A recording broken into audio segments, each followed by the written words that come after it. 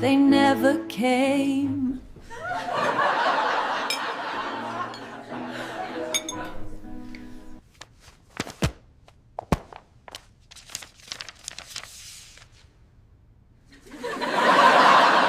"3 days. That was how long I poured my heart into this moment, 3 endless days where my hands, now mapped with age and memory, chopped, stirred, kneaded, and baked as if love itself could be folded into every dish. The lasagna, Thomas's favorite, simmered for hours until the sauce whispered of patience and devotion.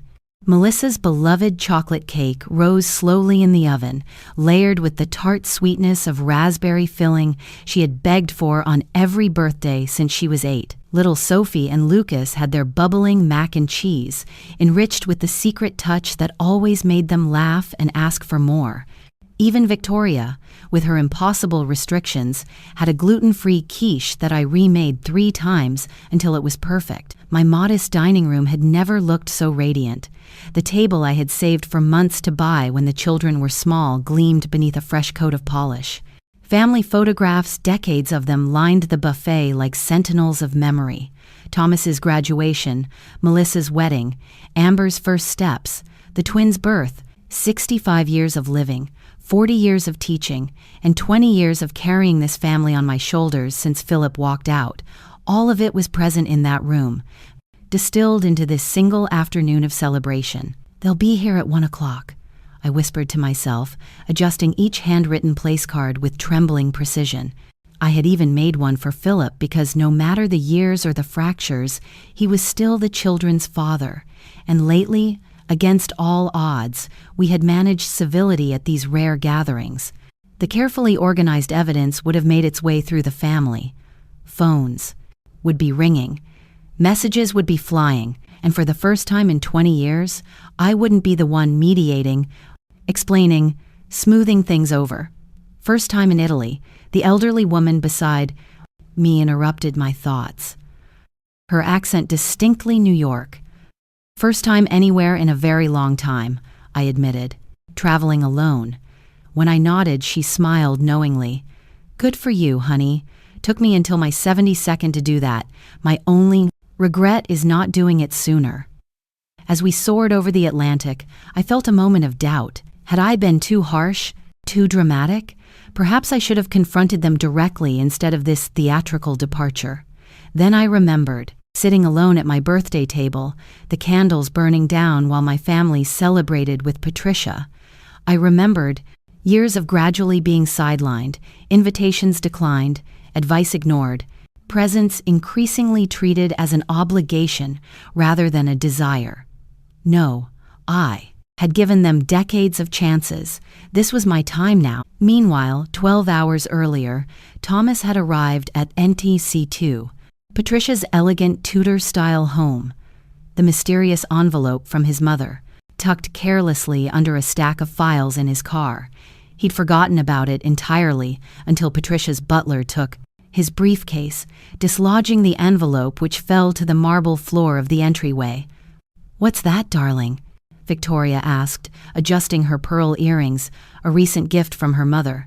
"Something from Mom, probably birthday. Thank you cards or something." He tucked it into his jacket pocket and promptly forgot about it again. "Patricia." Henderson's dinner parties were legendary in their social circle. Tonight was no exception. Crystal, glittering under custom lighting, floral arrangements that cost more than most people's weekly grocery budget, and staff moving invisibly to ensure every need was anticipated.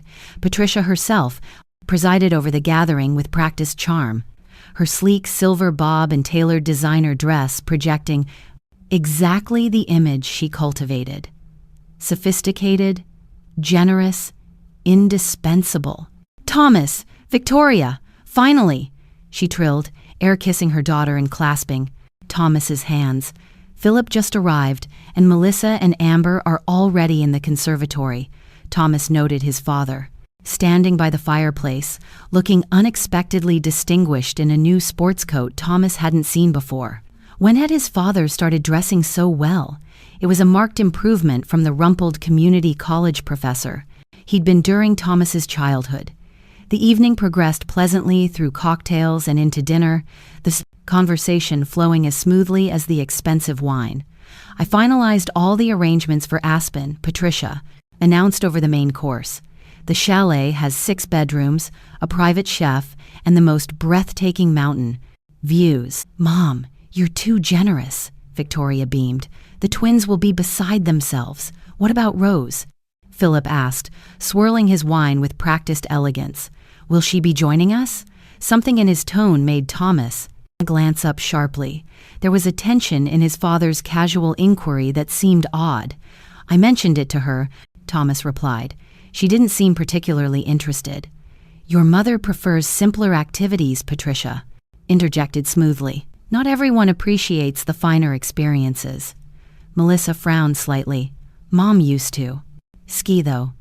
She's the one who taught us, remember? When was the last time she actually went, though? Thomas countered. She's always saying she can't afford trips like that. Perhaps she's being practical, Philip suggested. Especially with her inheritance situation still being sorted out. An uncomfortable silence fell over the table. Thomas stared at his father. What inheritance situation? Philip froze, momentarily, then recovered. Oh, I assumed she'd told you. Your grandfather's estate was finally settled. Nothing extravagant, but a tidy sum from what I understand. How would you know about that? Melissa asked, her voice sharper than usual. You and Mom barely communicate except through us. Before Philip could respond, Patricia intervened. More wine, everyone, and wait until you hear about the spa services at the chalet. The moment passed, but something about it lingered in Thomas's mind. After dessert, he excused himself to make a call and found himself alone in Patricia's study. As he waited for his client to answer, the envelope in his pocket pressed against his chest, his mother's words echoing, "It's about Patricia and your father." Curiosity finally winning, he opened it. Inside, he found meticulously organized documents, each section clearly labeled and annotated in his mother's precise handwriting. The first section contained photos, surveillance images of his father and Patricia together in situations that couldn't be misinterpreted. Dinner at intimate restaurants, entering a hotel together, holding hands in a park 2 hours from town. What the hell? Thomas whispered, flipping through image after damning image. The next section contained financial records, transfers between accounts, investment documents, property assessments. With growing horror, he realized these showed his father, and Patricia had been financially entangled for over a year. Most disturbing was a document showing Patricia had quietly purchased the mortgage on his mother's house 6 months ago through a shell company, his hands trembling now. Thomas turned to the third section, printed email exchanges between Philip and Patricia discussing Rose's inheritance and how to ensure it benefits the family appropriately. Their thinly veiled strategy was clear: isolate Rose from her family through competing events and undermining her relationships, then position Philip to influence how she distributed her inheritance. The final section was the most damning. Transcripts of recorded conversations between Patricia and Philip. Patricia, has she said anything more about the inheritance? Philip, not directly, but James confirmed the money was transferred last week, nearly $300,000. Patricia, and she still plans to give it to the kids. Philip, that's always been her intention, boring and predictable as always. Patricia, well, she won't be distributing anything if she's too busy planning that ridiculous birthday dinner no one's attending. You did make sure Thomas understood they're all expected here instead. Philip, Victoria handled that. Rose will be sitting alone with her homemade lasagna while we're all here celebrating your generosity again. Patricia laughs. Perfect. Another holiday she'll spend alone, wondering why her family always chooses me. It's almost too easy, Philip. Just remember our arrangement. When I help deliver her inheritance to this family, I get my fair share. Patricia, of course, darling, you've been so helpful in bringing everyone into my orbit. Though I still don't understand why she never suspected anything between us. Philip, Rose only sees what she expects to see, always has. It's what made her so easy to leave 20 years ago. And it's what makes her so easy to manipulate now. Thomas felt physically ill. He turned to the final page, a brief note from his mother, explaining she would be in Italy for 3 weeks, unreachable, while they all reconsidered what kind of family they wanted to be. The study door opened and Victoria appeared. "There you are, Mother's about," to tell everyone about the Christmas surprise she's planned. Thomas stared at his wife, suddenly seeing her in a new light. "Did you know?" "Know what?" He held up the surveillance photos of Patricia and his father. About any of this? Victoria's expression shifted from confusion to shock to something harder to read. "Thomas, I can explain." "So, you did know." His voice was dangerously quiet. "You knew your mother and my father were having an affair. You knew they were deliberately isolating my mother from her own family." "It's more complicated than that," Victoria protested, closing the door behind her. Is it complicated that we all skipped my mother's 65th birthday, an event she spent days preparing for, to attend your mother's manipulative brunch? Is it complicated that your mother bought my mother's mortgage without her knowledge, or that she and my father have been plotting to get their hands on my grandfather's inheritance? Victoria pulled the grand inheritance part. "I didn't know about that." But the affair, the deliberate scheduling conflicts, the systematic campaign to make my mother feel unwanted by her own family. Her silence was answer enough. Thomas gathered the papers with shaking hands. "I need to show this to Melissa. Then we're leaving. Thomas, please don't pause," he pushed past her, his mind reeling. "Just don't." 20 minutes later, the elegant dinner party had devolved into chaos. Melissa, upon seeing the evidence, had confronted Philip publicly, her voice rising with each devastating revelation. Amber, horrified to discover the grandmother who had helped raise her had been deliberately excluded and manipulated, was in tears. Patricia's attempts to regain control of the situation only made things worse, especially when she slipped and referred to Rose's inheritance as wasted on someone who doesn't appreciate the finer things. By 9:00 p.m., Thomas had tried calling his mother 17 times. Each call went straight to voicemail. The simple message she'd left became increasingly ominous. She was gone, unreachable, for 3 weeks. "What have we done?" Melissa whispered as they sat in Thomas's car outside Patricia's house. The evidence spread between them. How did we not see this happening? Thomas had no answer. He only knew that the mother, who had always been their safety net, their constant support, their unwavering foundation, had finally reached her breaking point, and he wasn't sure if anything would ever be the same again.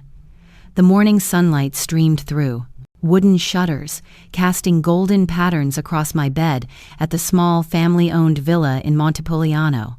For a moment, disoriented from jet lag, I forgot where I was, or rather where I wasn't. I wasn't in my modest home with its familiar creaks and drafts. I wasn't waking to a day of others' needs and expectations. I was in Tuscany alone by choice. Rolling over, I checked my phone out of habit, then remembered I turned it off before boarding my flight. 3 days of blessed silence, no frantic calls from Thomas, no guilt-inducing messages from Melissa, no manipulative overtures from Philip. Instead, the only sounds were church bells in the distance and birds conversing outside my window. I stretched luxuriously, feeling lighter than I had in years. At breakfast in the villa's sun-dappled courtyard, I met my tour companions, 8 other travelers, most older than me. All women except for a gay couple in their 72nd. No one knew my story. No one had expectations. I was simply Rose, the retired English teacher from Boston, embarking on her first European adventure. "First day in Tuscany," announced Francesca, our Italian guide. "We begin with a walking tour of Montepulciano, then wine tasting at a family vineyard, followed by a cooking class this evening. Prepare your senses for pleasure." Yes, pleasure. When was the last time I'd prioritized my own pleasure? Even simple indulgences had always been tinged with guilt or practical considerations. But here, Surrounded by strangers in this ancient landscape, I gave myself permission to simply experience joy. The cobblestone. Streets wound uphill, each turn revealing new wonders. A tiny chapel with fresco painted by a Renaissance master. A workshop where an artisan crafted leather using techniques unchanged for centuries. A panoramic view of rolling vineyards stretching to the horizon. "Beautiful, isn't it?" said Margot, a silver-haired widow from Chicago who had fallen into step beside me. "First time I came to Italy was after my Harold died. Thought I was running away from grief, but turns out I was running toward living again." "I'm not running from grief," I said, surprising myself with my candor. "More like running from invisibility." Margot nodded knowingly. "Ah, the great female. Disappearing act happens to the best of us. Mother, wife, grandmother, so many roles that eventually swallow who we actually are." Her words struck a chord so deep I nearly gasped. That was exactly it. I had become so consumed by my roles that Rose herself had vanished. By afternoon, warmed by Tuscan sun and local wine, I felt myself beginning to emerge from a chrysalis I hadn't even realized had enclosed me. We sat at a long wooden table overlooking the vineyard, learning about the Sangiove's grapes that had grown in this soil for generations. "This wine," said the weathered vineyard owner, "Paulo, it must breathe before you can appreciate its full character. We age it in oak, then in bottles, and still it needs air, needs to open itself before it reveals its true essence." I sipped the ruby liquid, feeling it warm a path through my body. Perhaps I too needed to breathe, to open, to rediscover my true essence, after years of being contained. That evening, during our cooking class, I found myself laughing genuinely for the first time in months, as we struggled with pasta dough and debated the proper amount of garlic for authentic pomodoro sauce. My hands, which had prepared thousands of meals for others, now created something solely for my own pleasure. Later, falling into bed pleasantly exhausted and slightly wine-flushed, I allowed myself to wonder, briefly, about the chaos unfolding at home. Had they truly understood the evidence I'd provided? Were they remorseful or merely scrambling to control the damage? Did they miss me at all, or just the services I provided? For once, I let these questions drift away unanswered. Their reactions were no longer my responsibility to manage. For the next 3 weeks, my only obligation was to myself. Meanwhile, back in Boston, the Parker family was in turmoil. "She's turned off Find My Friends," Thomas reported, pacing his living room where Melissa, Amber, and a subdued Victoria had gathered. "And she's not answering emails either. Did you try her friend Susan from the school?" Melissa suggested, her eyes red from crying. "They sometimes have lunch together." "So Susan," says Mom, mentioned a trip but was vague about details. Said Mom seemed happier than she's been in years. Thomas ran a hand through his disheveled hair. "How did we not notice how unhappy she's been?" "Because we weren't looking," Amber said quietly. Her young face was taut with anger and disappointment, not just at the adults around her, but at herself as well. None of us were. Victoria sat slightly apart, her usual confidence diminished. The previous nights, Confrontation had forced her to confront uncomfortable truths about her mother, her marriage, and her own complicity in Rose's isolation. "We need to find her," Thomas insisted. "Make sure she's safe." "She's a grown woman, not a lost child," Melissa countered. "And honestly, after what we did, what we've been doing for years without even realizing it, maybe we should respect her wish for space." "Space is one thing," Thomas argued. "Disappearing to another continent without telling anyone exactly where is something else entirely." She told James Hoffman. Victoria interjected. All eyes turned to her attorney. "That's how Patricia knew about the inheritance. My mother, she has a contact in his office."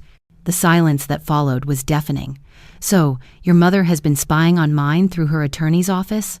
Thomas finally asked, his voice dangerously quiet. Victoria flinched. "I didn't know. Until recently, I swear." "But you didn't tell us when you did find out," Melissa pointed out. "Just like you didn't tell us about Mom's birthday dinner, even though I specifically asked if you were at sure she hadn't planned anything. "I was trying to keep the peace," Victoria protested weakly. "No," Thomas said, the realization dawning in his expression. "You were choosing your mother over my family, over our family. You've been doing it for years." Victoria's face crumpled. "That's not fair, isn't it?" Amber challenged. "Grandma Rose has been there for all of us, always. When Dad died," her voice caught on the memory, "she moved us into her home, helped me through the worst time of my life. And how do we repay her?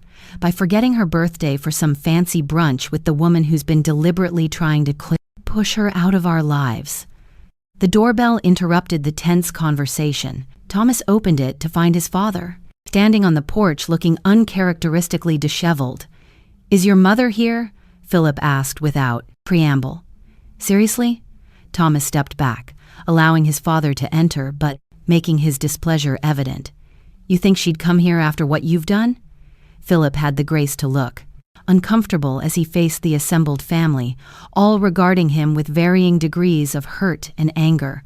"I can explain," he began. "Save it." Melissa cut him off. "We've seen the evidence, the photos, the emails, the recorded conversations. Did you really think we'd never find out you and Patricia were using us to get to Mom's inheritance?" "It wasn't like that," Philip protested. "Or it didn't start like that." "How did it start then?" Thomas demanded.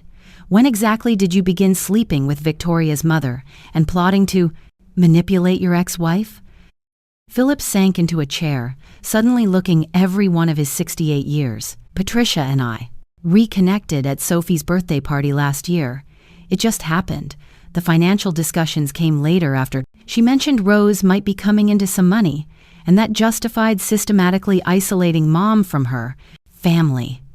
Melissa's voice trembled with fury, scheduling competing events to ensure she'd be alone on holidays, undermining her relationship with her own grandchildren. "Where is she?" Philip asked, ignoring the accusations. "Patricia says she's left the country." "Italy," Thomas confirmed coldly. "Beyond that, we don't know, and even if we did, we wouldn't tell you. She'll cool down," Philip said with the dismissive confidence of a man accustomed to women, accommodating his behavior. "She always does. Remember when I left? Everyone thought she'd fall apart, but she just kept going, taking care of everyone else like always." "That's not cooling down," Amber interjected, her young voice cutting through the room. "That's suppressing her own pain to protect everyone around her. There's a difference." Philip stared at his granddaughter, seemingly taken aback by her insight. "You never deserved her," Melissa said quietly. "None of us did, but at least the rest of us are starting to realize that." As Philip left, chastened but not truly remorseful, the remaining family members faced each other in silence, the weight of their collective failure settling over them. "What do we do now?" Victoria finally asked. "We wait," Thomas replied. "And while we wait, we take a hard look at how we got here and how we make sure Mom knows she matters to us when she returns." "If she returns," Amber murmured, giving voice to the fear they all shared. But none had dared to speak. In the growing silence, the empty space where Rose should have been seemed to expand, becoming a presence itself, a testament to how profoundly her absence was finally being felt. The Amalfi Coast unfolded before me like a vivid dream, vertiginous cliffs plunging into azure, waters, pastel-cold villages clinging impossibly to mountainsides, Leon groves perfuming the air. By the 10th day of my Italian sojourn, I'd settled into a pleasant rhythm of discovery and rest, allowing each experience to wash over me without the constant mental arithmetic of others' needs and preferences. "You've changed since Montepulciano," observed Margot as we shared a lemon granita at a cafe overlooking Positano's beach. The group had bonded quickly, but Margot and I had formed a particular connection, recognizing in each other women, reclaiming their identities after years of self-erasure. "Have I?" I licked tart. Sweetness from my spoon, savoring the simple pleasure. "You've relaxed. When?" we started, you kept checking your phone even though it was off. When you'd get this worried, looked like you were calculating the cost of enjoying yourself. I laughed softly. That obvious, was it? To another. Recovering people pleaser. Absolutely. She tilted her head, studying me. Want to talk about it yet? Whatever cataclysm propelled you across an ocean with 3 weeks' notice. Until now, I'd shared only the barest outline of my situation with my new friends. But sitting there with the Mediterranean glittering below and the scent of lemons in the air, I found myself wanting to give voice to my experience. My family forgot my 65th birthday, I began. Or rather, they chose to attend another event instead, a brunch hosted by my son's mother-in-law, who I've recently discovered has been systematically undermining my relationship with my children and grandchildren for years. Margot's eyebrows rose. That's quite the opening line. Over the next hour, the whole sordid tale spilled out. Philip's betrayal 20 years ago and his apparent new betrayal with Patricia, the gradual erosion of my central role in the family, the discovery of their manipulation and financial scheming, my dramatic departure. The strangest part, I concluded, is that I don't feel guilty. I've spent 2 decades feeling responsible for everyone else's happiness, and now I just don't. Good, Margot said firmly. Guilt is useless in your situation. Tell me, what happens when you go back? The question caught me off guard. I'd been so focused on escaping that I'd given little thought to my eventual return. I suppose that depends on them, on whether they've truly understood what they've done, or if they're just scrambling to maintain the status quo. No, Margot shook her head. It depends on you, on what you're willing to accept going forward. That's the hard part of awakening to your own worth. You can't go back to sleep. Her words stayed with me as we continued our coastal exploration. That evening, in the privacy of my hotel room, I finally turned on my phone. The screen immediately exploded with notifications. Dozens of missed calls, over 100 text messages, countless emails. Taking in a deep breath, I began sorting through them, creating a mental map of what had transpired in my absence. From Thomas, a progression from irritation to panic to remorse. Mom, call me back. Where?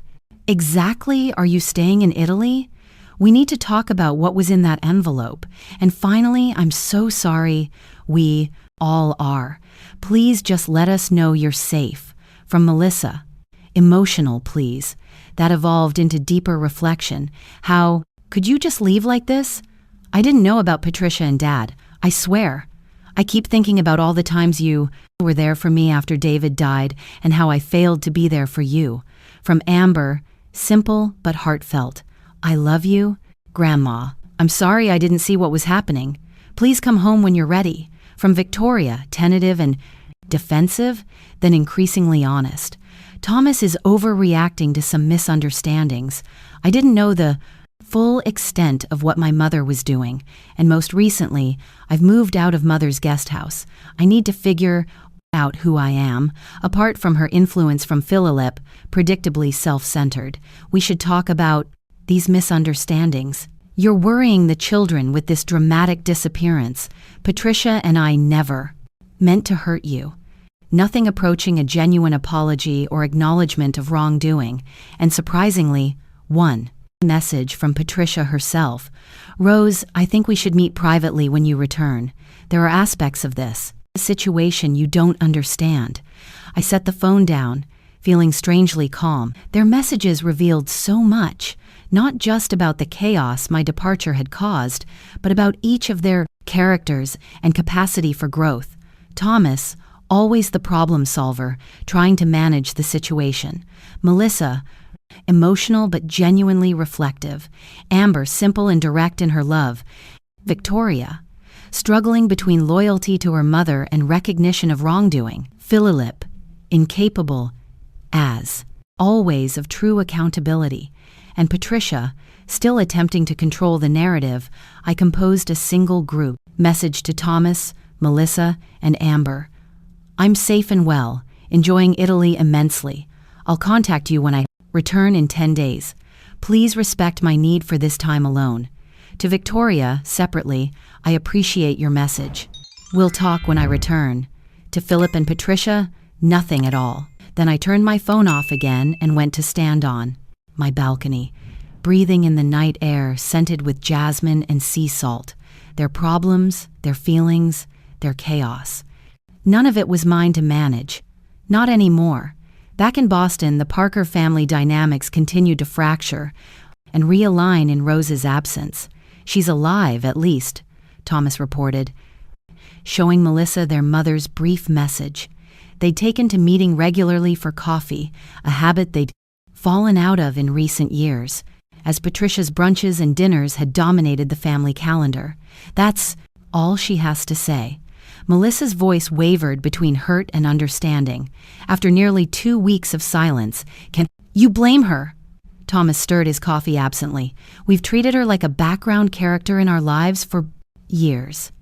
Now she's finally writing her own story." Across town, Victoria was packing, in the last of her belongings from the guest house on her mother's estate, where she and Thomas had been living while renovating their main home.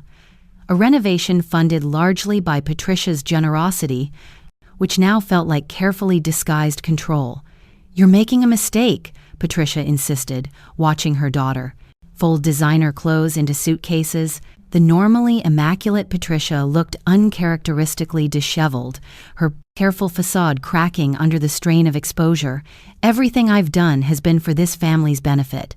"That's the problem, Mother," Victoria replied, her voice tired but resolute. "You decided what benefit meant without considering anyone else's feelings or autonomy, especially Rose's." "Rose?" Patricia scoffed. "She's manipulating all of you with this vanishing act. Can't you see that?" Victoria paused, studying her mother with new eyes. "That's projection, Mother. You're describing your own tactics, not hers." Across the city in his downtown condo, Philip paced anxiously, phone in hand. The past 2 weeks had been disastrous for him professionally and personally. Patricia had cut him off completely once their scheme was exposed, leaving him without the financial support he'd grown accustomed to. Several of his colleagues at the community college had received anonymous emails detailing his attempt to manipulate his ex-wife's inheritance, leading to an uncomfortable meeting with the department chair about ethical standards. Most concerning was his lawyer's revelation that Rose's inheritance, the money he and Patricia had been so eager to access, had been partly used to fund her Italian trip, with the remainder placed in an irrevocable trust, benefiting only her grandchildren's education, completely bypassing both Thomas and Melissa. The maneuver, executed just before her departure, was legally unassailable. For the first time in decades, Philip faced the prospect of living with the actual consequences of his actions without a woman, whether Rose, his short-lived second wife, or Patricia, to buffer him from reality. Meanwhile, Amber sat, cross-legged on her bed, scrolling through old family photos on her laptop.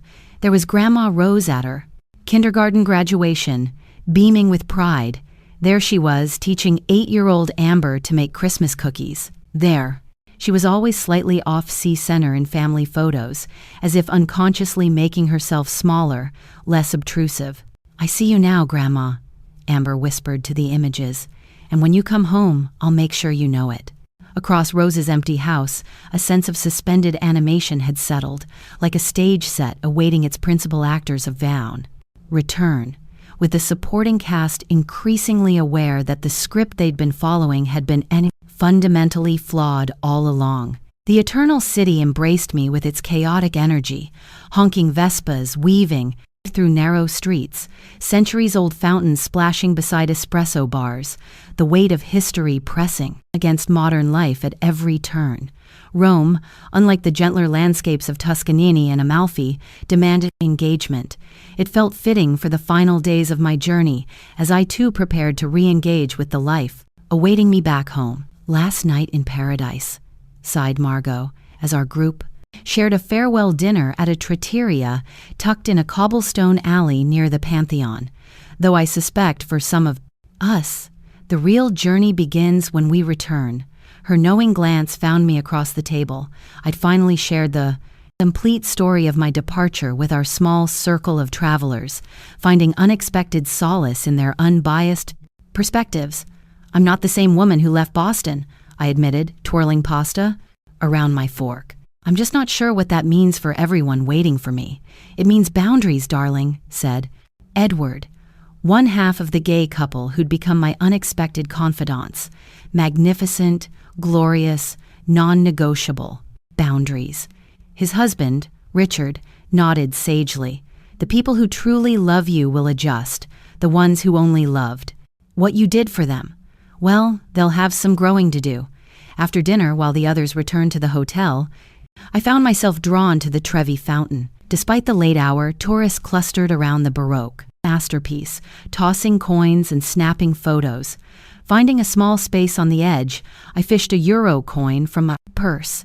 Tradition held that 1 coin ensured a return to Rome, 2 coins promised new romance, and 3 guaranteed marriage. I smiled at the superstition, then tossed a single coin over my shoulder, not because I particularly believed, but because I wanted to. Acknowledged that this journey had changed me in ways that deserved some small ceremony. The coin splashed into the illuminated water, joining thousands of others, thousands of wishes, hopes, intentions. Mine wasn't a wish for return, though.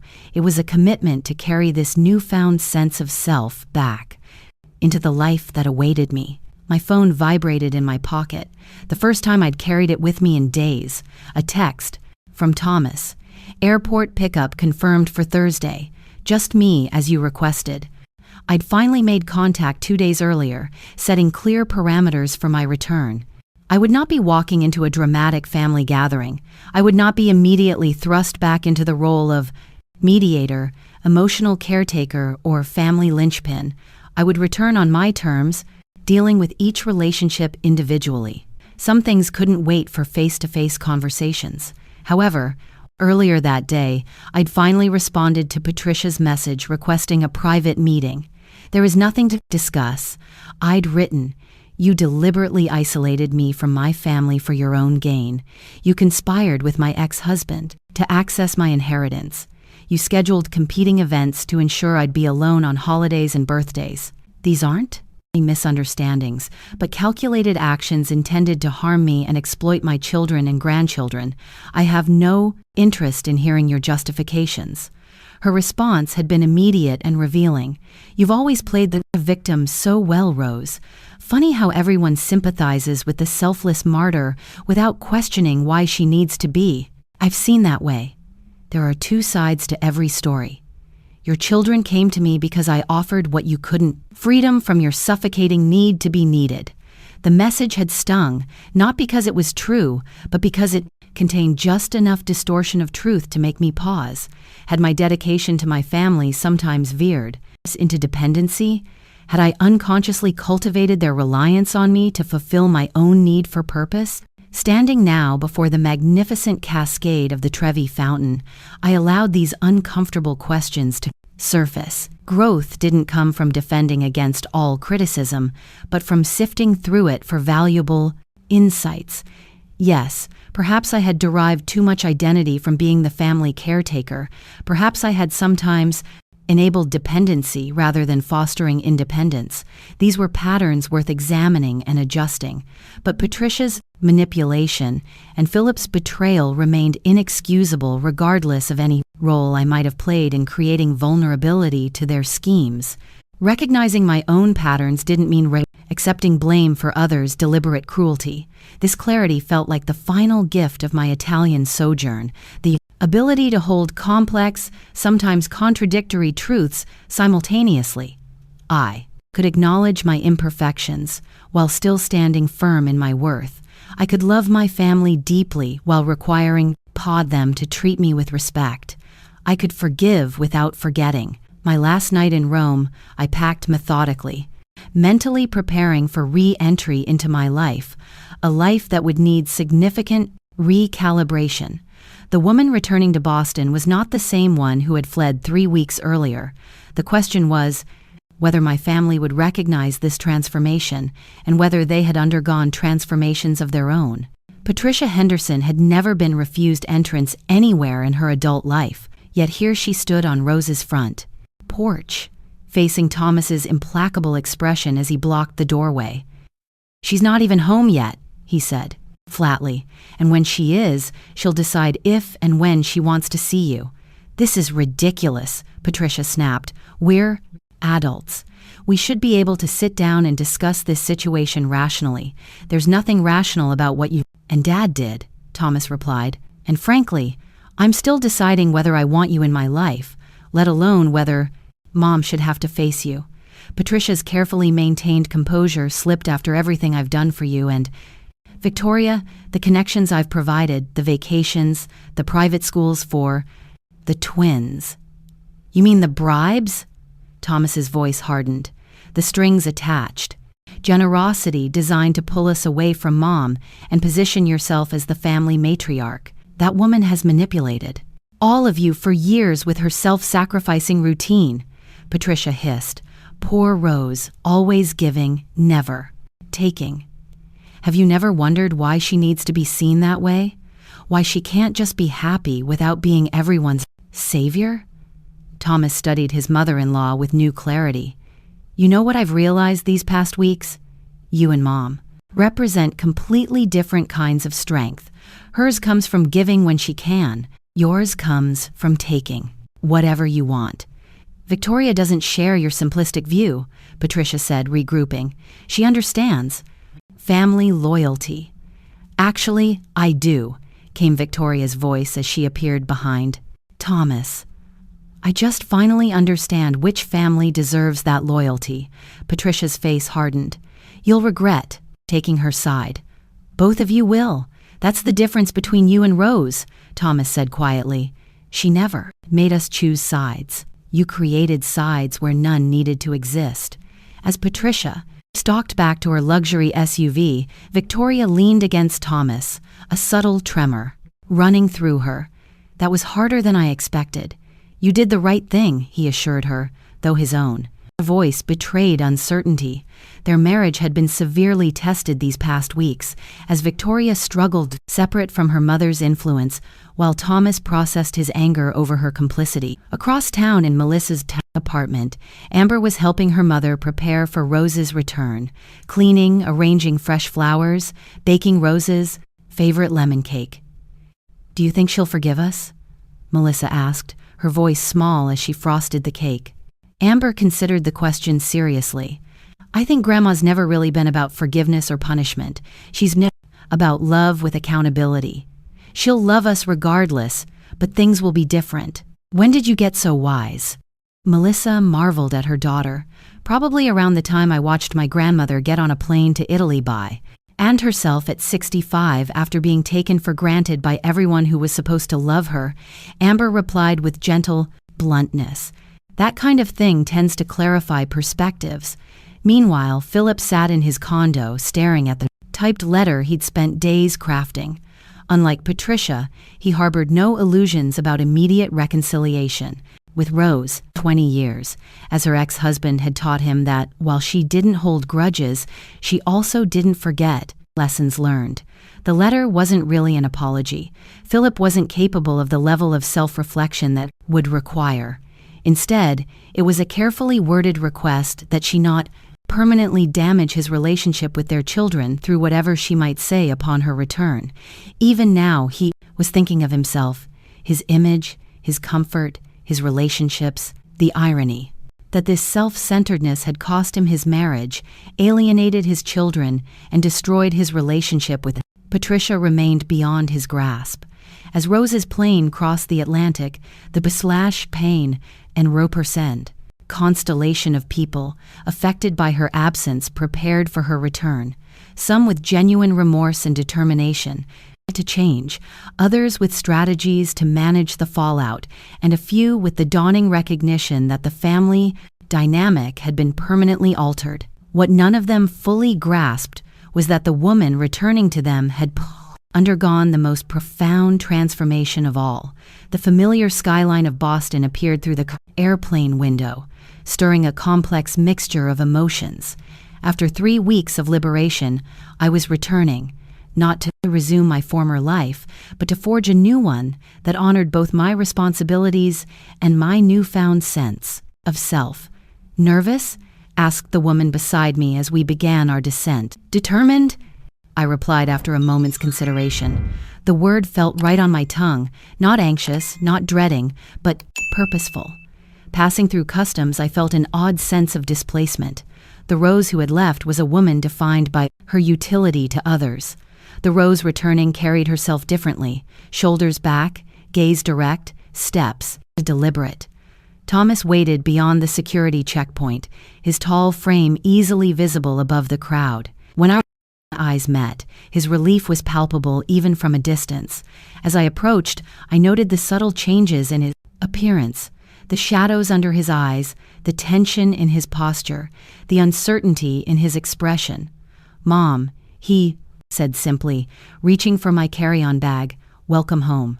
The drive from Logan Airport unfolded in careful conversation, Thomas filling me in on practical matters, skirting the emotional landmines we both knew would need addressing eventually. I was grateful for this buffer period, this gradual reimmersion. "You look different," he finally ventured as we crossed the Charles River. "It's not just the tan," I smiled slightly. 3 weeks of putting yourself first will do that." He glanced at me, then back at the road. "We've been talking, Melissa, Victoria, Amber, and I, about how things are going to be different when you came back."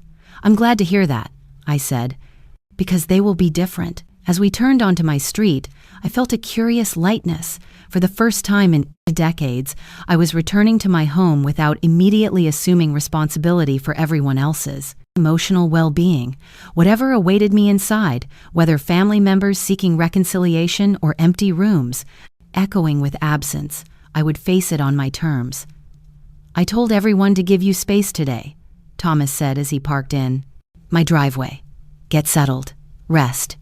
We'd like to see you tomorrow if you're up for it." "Thank you," I said, genuinely appreciative of this small but significant respect for my boundaries. "That's thoughtful." He carried my luggage to the door, hesitating at the threshold. "Mom," he began, then stopped, emotion making his voice rough. "I'm so sorry for everything. I studied." My son's face, the little boy I'd raised now, a middle-aged man confronting his own failings. "I know you are. Well, talk about it all, Thomas. But not today." He nodded, accepting this boundary as well. "I love you, Mom." I love you too," I replied, meaning it despite everything. That's never been in question. Alone in my house, I moved, and from room to room, reacquainting myself with the space that had been both haven and prison. The birthday decorations had been removed, the perishable food cleared away. Someone, Melissa, judging by the handwriting, had left a welcome home note on the refrigerator, along with a fresh container of my favorite coffee. In my bedroom, the sheets had been changed, and a small vase of daisies, my favorite, sat on the nightstand, small. Gestures of contrition, perhaps, or simply acknowledgement of my return. After unpacking and showering away the travel fatigue, I made myself a cup of tea and sat in my garden, which had been meticulously maintained in my absence. The spring flowers were in full bloom, a riot of colors against the green backdrop. Another silent apology. This. One, likely from Thomas, who knew my attachment to this small sanctuary. My phone chimed with texts welcoming me. Home. Carefully worded messages from Melissa, Amber, even Victoria. None demanded my time or attention. All expressed genuine gladness at my safe return. Conspicuously absent were messages from Philip or Patricia. As twilight settled over the garden, I found myself surprisingly at peace. The confrontations would come. The relationships would need rebuilding. The boundaries would require reinforcement. But tonight, in this moment, I was simply Rose. Not mother, not grandmother, not ex-wife, just a woman, returning from a journey forever changed by the landscapes she had traversed, both external and internal. The next morning, I awoke naturally without an alarm, a luxury I decided then and there, would become routine rather than exception. After a leisurely breakfast, I called Melissa. "Mom," she answered. Immediately, her voice a mixture of relief and trepidation. "How are you? How was your flight?" "Good on both." "Counts," I replied. "I thought we might meet for lunch, just the two of us." "I'd love that," she said too quickly, revealing her eagerness to make amends. We met at a small cafe halfway between our homes, neutral territory for what promised to be a difficult conversation. Melissa arrived first, fidgeting with her napkin, rising awkwardly when I saw me approach. "You look wonderful," she said, embracing me briefly. "Italy agrees with you." "It does," I confirmed, sitting across from her. It reminded me who I am, apart from everyone else's needs and expectations.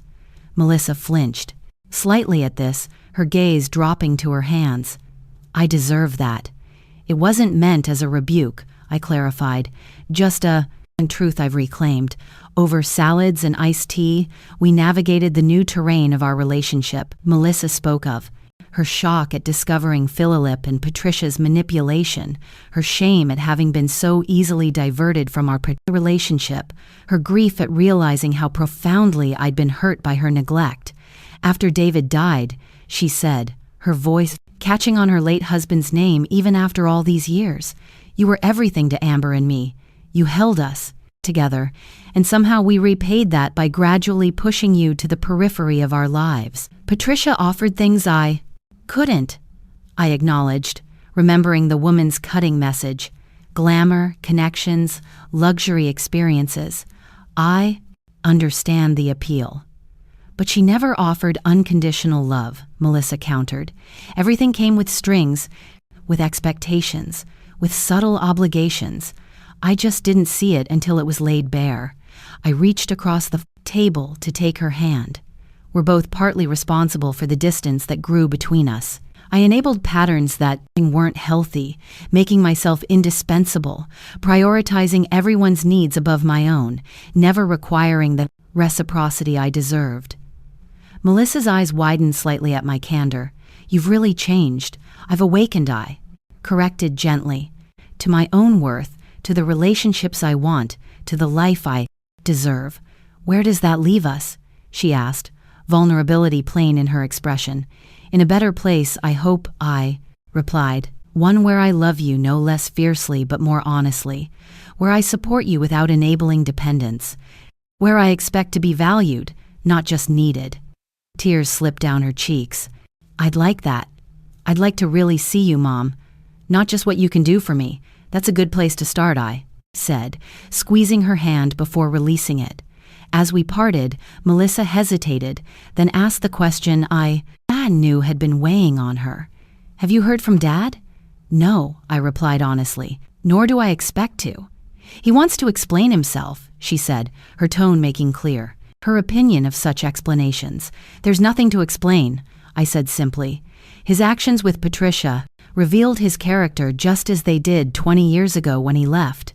The only difference is that this time I'm not." Devastated by the revelation, Melissa studied me with new understanding. "You really are free of him, aren't you?" For the first time I realized the truth of this. Philip's betrayal with Patricia hadn't wounded me the way his initial abandonment had. It had merely confirmed what I should have accepted long ago, that his capacity for loyalty, genuine care had always been limited by his profound self-interest. "Yes," I said, the realization bringing a quiet satisfaction. "I believe I am." As Melissa walked to her car, I remained at the cafe table, savoring my iced tea and the simple pleasure of a conversation in which I'd spoken my truth without filtering it through concern for others' comfort. One relationship beginning to reset, several more still to navigate. Rome, as they say, wasn't built in a day. Neither would the new architecture of my family relationships. The weekend after my return brought sunny spring weather that coaxed tulips and daffodils into brilliant display across my garden. I'd spent the previous days in careful individual conversations with family members. Lunch with Melissa, coffee with Thomas, an evening walk with Amber. Each interaction had been honest, sometimes painful, but ultimately healing. Today would be different. Today, for the first time, I would see them all together. Thomas and Victoria, with the twins, Melissa and Amber, for a casual afternoon gathering. I'd suggested not a formal family meeting to hash out the grievances, but not quite a normal family get-together either. Something in between, a tentative rebuilding. I'd been explicit about one thing. Neither Philip nor Patricia was welcome. That boundary, at least, was non-negotiable. As I arranged simple refreshments on the patio table, I heard Victoria's voice drift through the garden gate. "Remember of what we talked about," she was saying quietly, presumably to the twins. "Grandma Rose has been through a lot." I smiled to myself, appreciating this small evidence of change. The Victoria I'd known before Italy would never have prepared her children to be considerate of my feelings. They entered the garden hesitantly, Thomas carrying a bouquet of flowers, Victoria holding a bakery box, the 1-2-year-old twins, Lucas and Sophie, trailing behind with matching uncertain expressions. "Welcome," I said warmly, genuinely glad to see them despite everything. The twins rushed forward first, their initial hesitation dissolving into enthusiastic hugs. "Grandma, did you see the Colosseum?" Lucas asked excitedly. "Did you fight any gladiators?" I laughed, ruffling his hair. "The gladiators retired a few centuries ago, I'm afraid." Victoria approached next, her usual confident demeanor noticeably subdued. "These are for you," she said, offering the bakery box. "Cannoli from Modern Pastry. I remembered you mentioning once that they reminded you of your grandmother." The thoughtful gesture, recalling a detail I'd shared years ago in passing, caught me by surprise. "Thank you, Victoria." "That's very kind." Thomas hung back slightly, watching the interaction with a mixture of hope and weariness. The dynamics between Victoria and me had always been the most strained, built on mutual tolerance rather than genuine affection. Melissa and Amber arrived moments later, completing our circle. As everyone settled around the patio table, I noticed the subtle reconfiguration of allegiances and connections. Victoria, sitting closer to Melissa than she normally would have, the two of them sharing a look that suggested newfound understanding. Amber positioning herself protectively near me, Thomas watching everyone with the careful attention of someone navigating unfamiliar terrain. "Before we begin," I said, pouring lemonade into glass tumblers, "I want to thank you all for respecting my request for individual conversations first.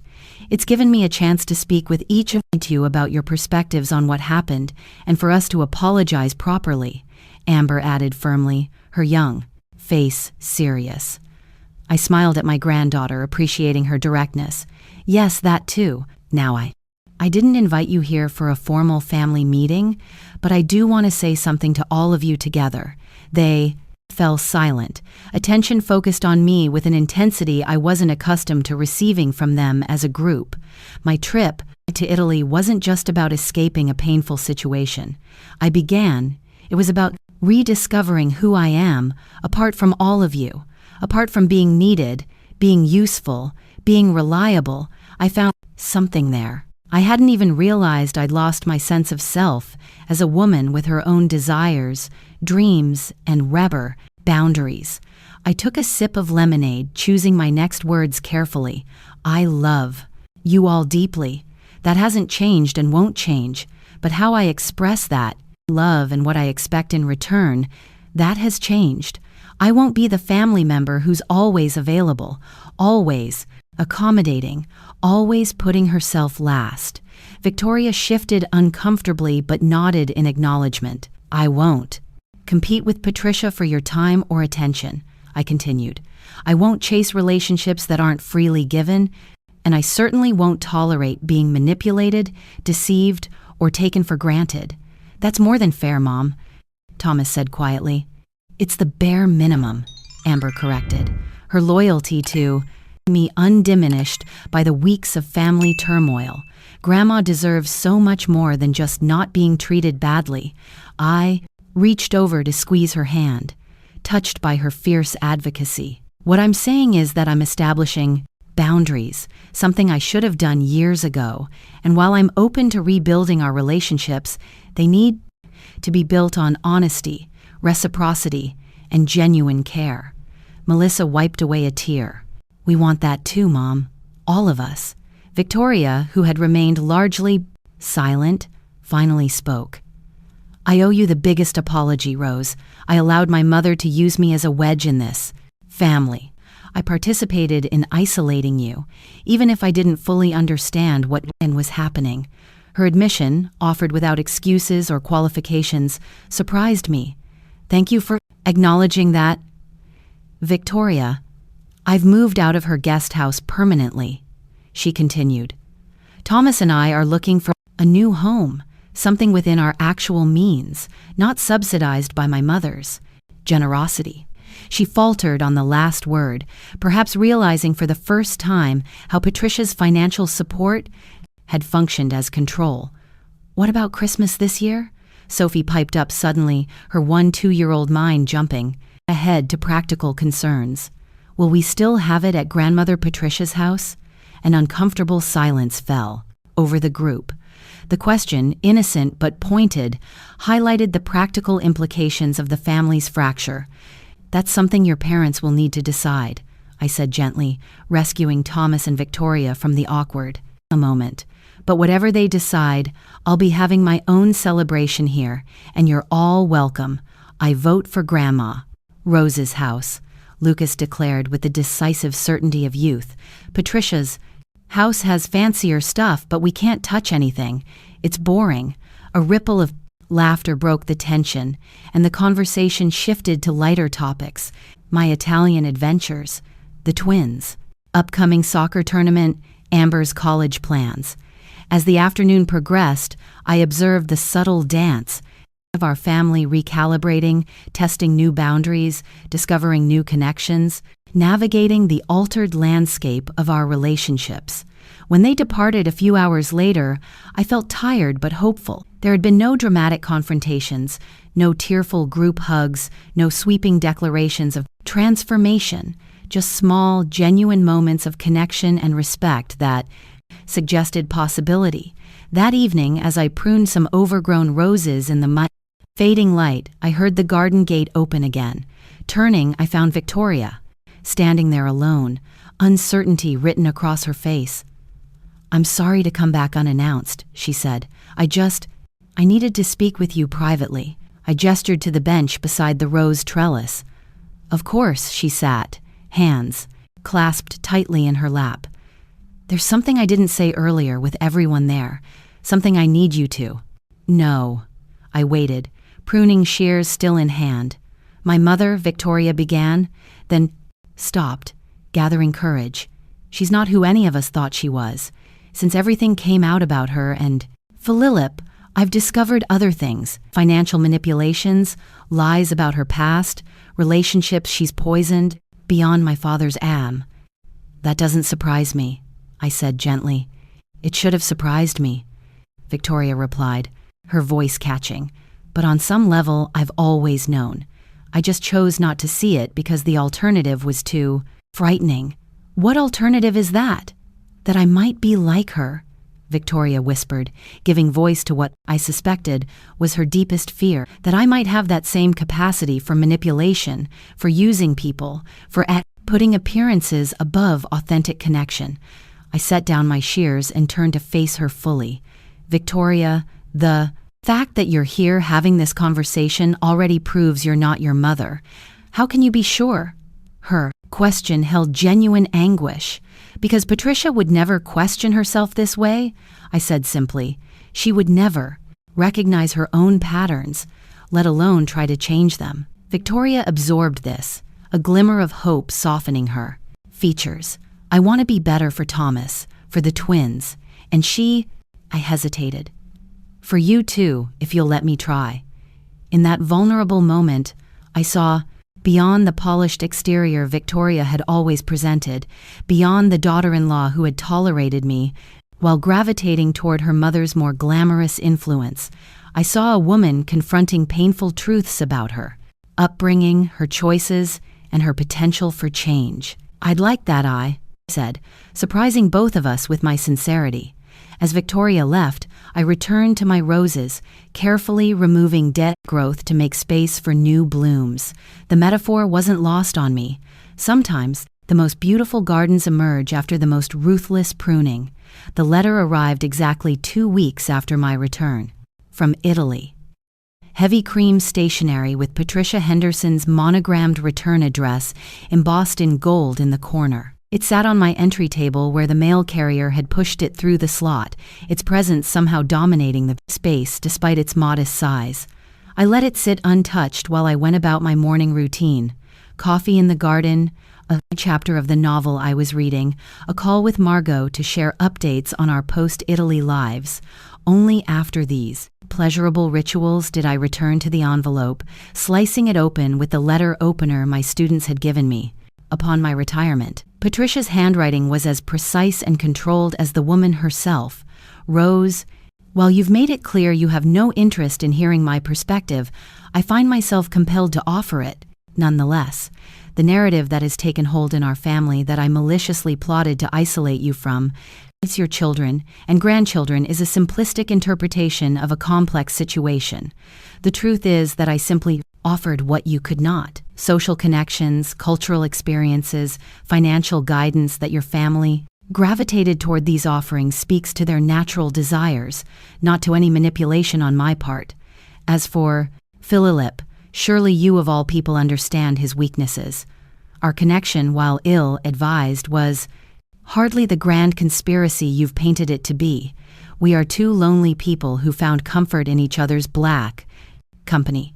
Your dramatic departure to Italy has certainly achieved its intended effect. My relationship with Victoria is damaged, potentially beyond repair. My standing in this family has been diminished. If vengeance was your goal, congratulations are in order. I propose a truce. We are both intelligent, women of a certain age. Surely we can find a civilized way forward that doesn't involve continuing to fracture this family. I suggest a private meeting at a location of your choosing to discuss how we might coexist peacefully for the sake of those we both care about. Patricia Henderson. I read the letter twice, noting its careful construction, the strategic admissions cushioned by deflections, the subtle victim positioning, the framing of my actions as vengeance rather than self-preservation. It was masterfully done, revealing far more about Patricia than she likely intended. Setting the letter aside, I considered my options. Ignoring it would be simplest. Responding with anger would be satisfying, but ultimately unproductive. Agreeing to meet would potentially open a door I'd firmly closed. Yet something in me, perhaps the new Rose who had emerged in Italy, perhaps the teacher who had spent decades recognizing teachable moments, felt a certain clarity was needed, not for Patricia's benefit, but for my own. I picked up my phone and composed a text to Victoria. Your mother has written asking to meet. Before I respond, I'd like to know if this would complicate things for you. Her reply came quickly. Please don't let my situation influence your decision. I'm working through my relationship with her in therapy. Whatever you decide, I support you. Another small evidence of change. The Victoria of 3 months ago would never have acknowledged needing therapy, let alone respected my autonomy so explicitly. After careful consideration, I drafted my response to that. Patricia, on my own stationery, simple white paper with just my name at the top, no embellishments, no pretense. Patricia, I've received your letter and considered your request for a meeting. I'm willing to meet, not to negotiate a black truce, as you suggest, but to provide the clarity that seems to be missing from your understanding of recent events. Let me be entirely direct. I did not go to Italy for vengeance. I went for myself to reclaim the time, energy, and identity that had been gradually eroded through years of putting others first. That this journey catalyzed changes in family dynamics was inevitable, but not its primary purpose. You write that you simply offered what I could not. This framing suggests a competition I never consented to enter. My relationships with my children and grandchildren should never have been treated as a zero-sum game where your gain required my loss. As for Philip, I harbor no illusions about his character. Our marriage ended 20 years ago for good reason. What concerns me is not your relationship with him, but your joint discussions about accessing my inheritance, conversations you've not addressed in your letter. If you still wish to meet after this clarification, I'm available Tuesday at 2 p.m. at the Willowbrook Tea Room. This will be a one-time conversation. I have no interest in an ongoing relationship with you, but I am willing to establish clear boundaries that will allow family gatherings to proceed without unnecessary tension. Rose Parker. I mailed the letter that afternoon, feeling neither anxiety nor anticipation about the potential meeting. Whatever Patricia's response, I was secure in my position, not defensive, not attacking, simply clear about my boundaries and expectations. 3 days later, I sat at a corner table in the Willowbrook Tea Room, a pot of Earl Grey steaming gently before me. I'd arrived early, selecting a location that offered both privacy and the security of public surroundings. At precisely 2 p.m., Patricia entered, her appearance as immaculate as ever, despite the subtle signs of strain around her eyes. Rose, she acknowledged, taking the seat opposite me. Thank you for agreeing to meet. Thank you for being punctual. I replied, pouring tea for us both. No sense in pretending this was a social occasion between friends. Patricia took a measured sip, then set her cup down with deliberate care. I'll be direct. The situation has become untenable. Victoria barely speaks to me. The twins haven't visited in weeks. Even my social circle has been affected. Apparently, attempting to steal a grandmother's family makes for scandalous gossip a day. Charity luncheons. That would be difficult, I acknowledged without sympathy, though I'm curious why you framed this entirely in terms of its impact on you. A flash of irritation crossed her face. Would you prefer I pretend this has been beneficial for anyone?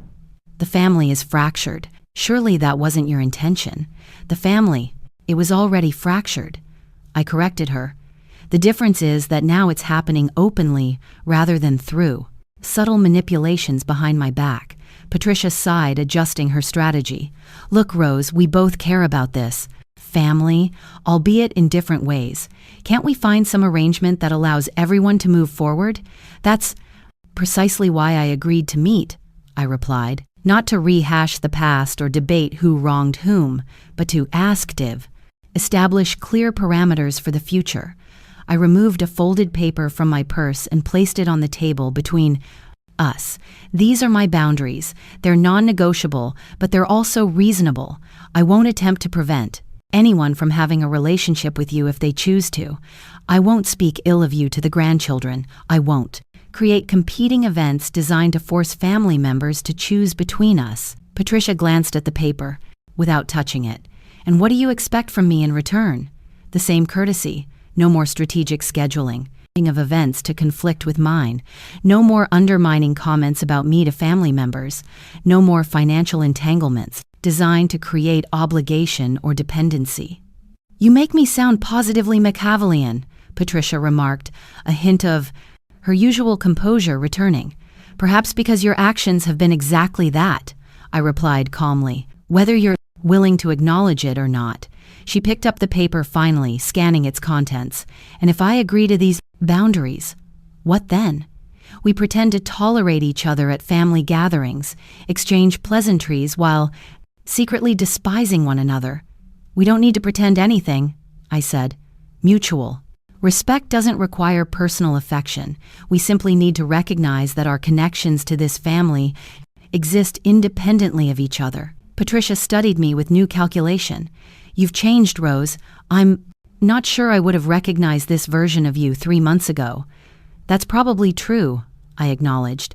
Italy was transformative, though not in the way you seem to think. It wasn't about plotting revenge or strategizing my return. It was about remembering who I am apart from everyone else's needs and expectations. Something shifted in Patricia's expression, not softening exactly, but a recognition of something she perhaps hadn't considered before. And who is that exactly? Who is Rose Parker when she's not being the selfless mother and grandmother? The question might have been intended as a barb, but I received it as an opportunity for the clarity I'd sought in this meeting. She's a woman who values authentic connection over social status, who finds joy in simple pleasures rather than extravagant displays, who believes relationships should be built on mutual respect rather than obligation or manipulation. I met her gaze directly. She's a woman who no longer needs everyone's approval, including yours. Patricia looked away first, a concession I would never have expected from her. Well, she said finally, refolding the paper with precise movements. At least, we understand each other. Yes, I agreed. I believe we do. As she gathered her designer handbag and prepared to leave, Patricia paused. For what it's worth, Philip was the one who suggested targeting your inheritance. That was never my idea. I smiled slightly at this final attempt to create division. It doesn't matter whose idea it was. You both participated, and neither of you succeeded. After she departed, I remained at the table, finishing my tea with a sense of completion rather than victory. The confrontation I'd once dreaded had proven to be neither as difficult nor as satisfying as anticipated. Instead, it had simply confirmed what Italy had taught me, that the power others held over me had always been power I'd given them, and what is freely given can be reclaimed just as freely. June unfurled in a tapestry of longer days and warmer temperatures, gardens bursting into riotous bloom, neighborhood children released from school into the freedom of summer. 2 months had passed since my return from Italy, and life had settled into new patterns, some comfortably familiar, others refreshingly different. I'd established a routine that prioritized my own well-being alongside family connections. Mondays were reserved for a book club I'd joined with several fellow braved, retired teachers. Wednesdays, I volunteered at the community garden near the high school where I taught for decades. Thursdays, I took an art class, discovering a passion for watercolors that had lain dormant since college. Weekends often included family visits, but always on terms that respected my other commitments and interests. The anniversary of David's death, Melissa's husband, Amber's father, fell on a perfect summer Tuesday, 7 years since the heart attack that had taken him at 39. Traditionally, this somber milestone had been marked by a quiet dinner at my house, where I'd prepare David's favorite foods and create space for Melissa and Amber to share memories and grief. This year, however, brought a surprising shift. "Mom," Melissa said, during our weekly phone call the Sunday before, I was thinking about Tuesday. "Would you mind if we did something different this year?" "Of course not," I replied, curious about the tentative hope I heard in her voice. "What did you have in mind?" "David always talked about taking us sailing on the harbor, but we never got around to it. I found this Sunset Memorial Cruise where families can scatter flowers in memory of loved ones." She paused. "I thought it might be nice, a way to honor him that feels alive somehow, and I'd like to invite Thomas and his family too, if that's okay."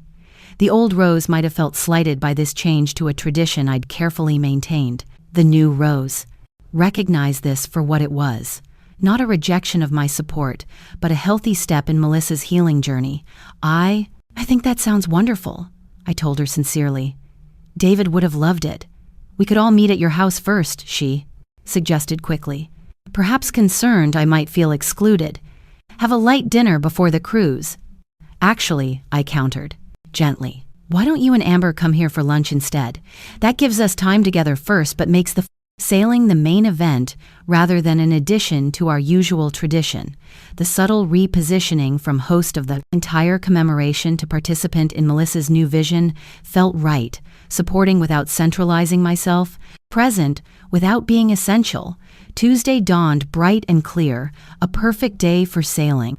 Melissa and Amber arrived for lunch, bringing framed photos of David to place on the table, a thoughtful inclusion of our traditional racket of elements within the new approach. "I've been thinking about Dad a lot," Amber said as we shared the simple meal I'd prepared. "Not just missing him, but wondering what he'd think about everything that's happened these past months." "What do you think he'd say?" I asked, watching my granddaughter's expressive face. She considered this. Seriously, I think he'd be really proud of you, Grandma, for standing up for yourself, for not letting yourself be pushed aside.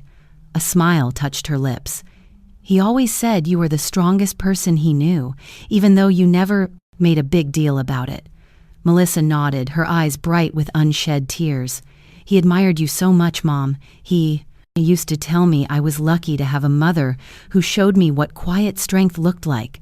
The revelation touched me deeply. David had been a wonderful son-in-law, kind, hard-working, devoted to Melissa and Amber, but I'd never known he held me in such high regard. Thank you for telling me that, I said, softly. It means a great deal.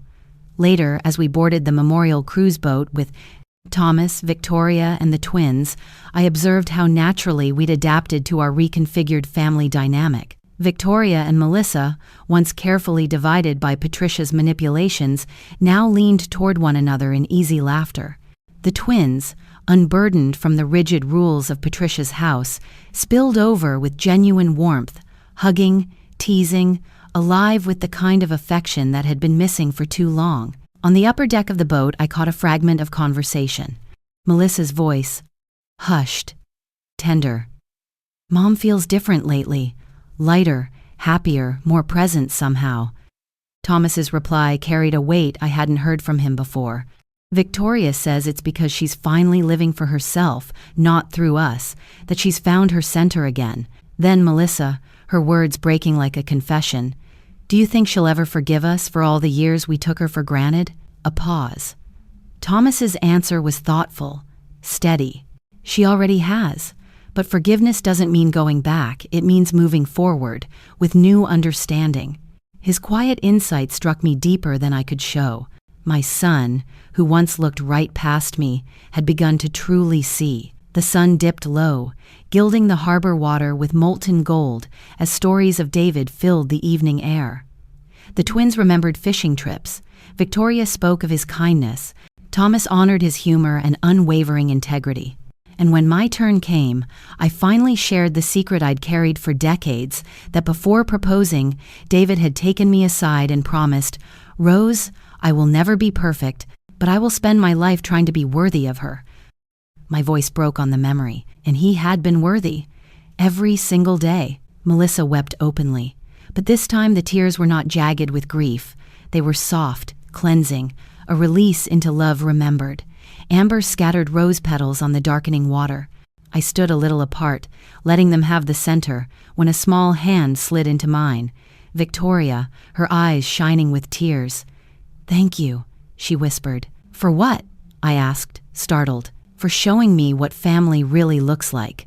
Not control, not demand, just being there. Present, without smothering." Her words settled inside me like truth I had been circling for months.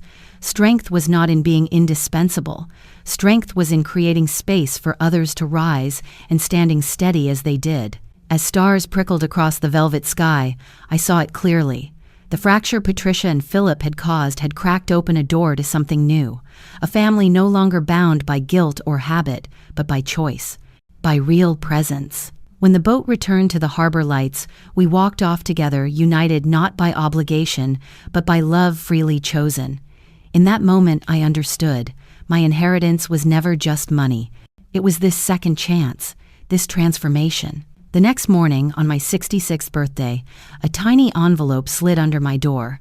Amber's handwriting spilled across the note. Operation Birthday Redemption begins at 9 a.m. Dress comfy. Adventure awaits. Love, your co-conspirator. In the kitchen, she stirred a pot with exaggerated mystery. "Happy birthday, Grandma," she said, hugging me tightly. "I'm making your blueberry pancakes, the ones you taught me." For the first time in years, I was not the cook, but the guest of honor. Melissa met us at the public garden, waiting with daisies and a picnic basket. A simple boat ride, a lunch beneath flowering trees, a journal wrapped in Italian leather pressed into my hands. "For your next adventure," she explained shyly. At the museum, Thomas and Victoria surprised me in the gallery of Monet's water lilies, handing me fine watercolor brushes, a gentle nod to my new love of painting. At a nearby cafe, the twins appeared with handmade cards and a playlist called Songs for Grandma's Next Adventure. And then home. My garden transformed into a festival of twinkling lights, aromas of pasta and grilled vegetables rising from the kitchen. "Surprise!" they shouted. For once, I was guided to a chair, a glass of Prosecco in my hand, while they worked around me with seamless joy. As dessert ended, Thomas slid an envelope across the table.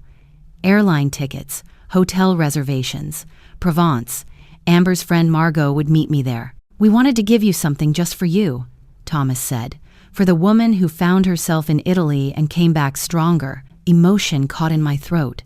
A year ago, I had sat at a lonely table, invisible. Tonight, I was surrounded by faces shining with respect, affection, and recognition. Not for what I could give, but for who I was. The circle was complete. The lesson finished.